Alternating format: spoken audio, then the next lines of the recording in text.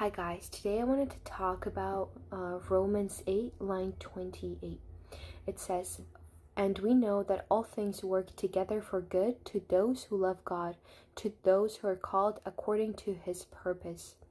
So what this line tells us is that when we're unsure of our life, when we're unsure of what to do, or we are having issues in our life, we need to ask ourselves these questions. Do we love God? Because what we know is that everybody who loves God, it will eventually work out for them. Proverbs 3 line 5 says, "Trust in the Lord with all your heart. Lean not on your own understanding."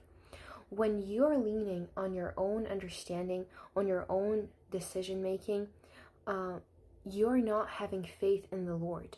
What you actually have is pride. And we're actually not even made to lean on our own decisions because we do not know the things God knows. But this can get hard when we don't hear from God, when God is silent.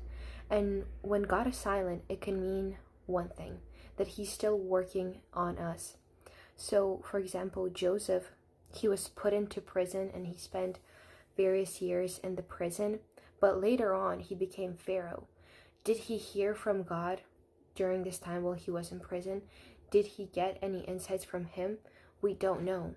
But from what we know is that God made him wait. And why did he do that? It was to build him up. So when God is silent in our lives, we need to understand that we still need to hope and love him because he will work things out for us. He will never leave us. He hears us no matter what we do. And we need to understand that he will work things out for us no matter what. So remember, he works through us and for us.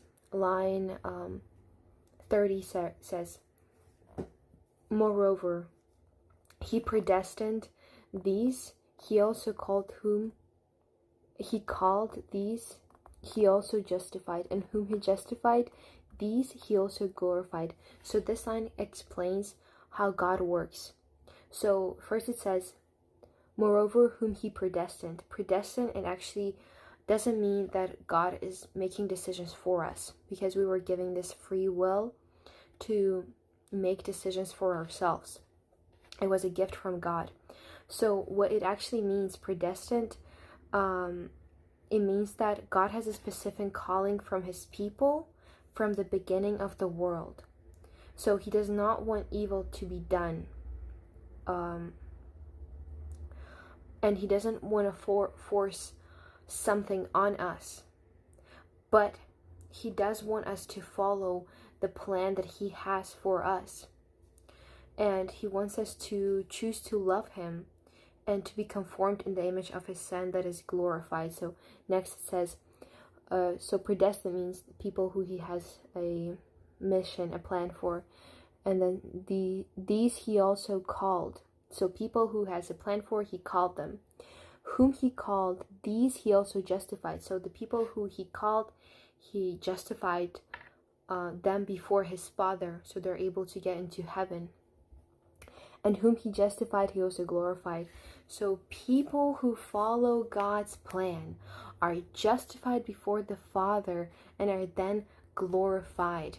It could mean that they're glorified on earth, glorified on heaven. Most importantly, they're glorified in his kingdom. That is the most important thing. That is what we should focus on. So this really tells us that yes, there's going to be difficulties and setbacks, but we cannot forget that God has a plan, a beautiful plan for us that we cannot forget, that we need to keep in mind when we do everything. Amen, and God bless you.